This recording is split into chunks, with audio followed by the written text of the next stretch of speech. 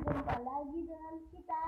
Kali ini guys, kita akan melakukan eksperimen, yaitu tenggelam, melayang, dan mengapung.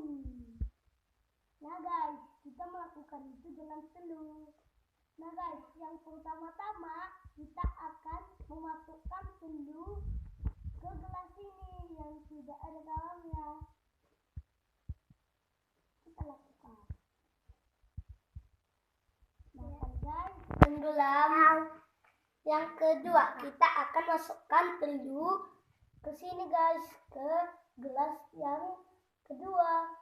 Ini ada dalamnya loh guys. Coba kita bikin. Nih kan guys, melayang. Melayang dia.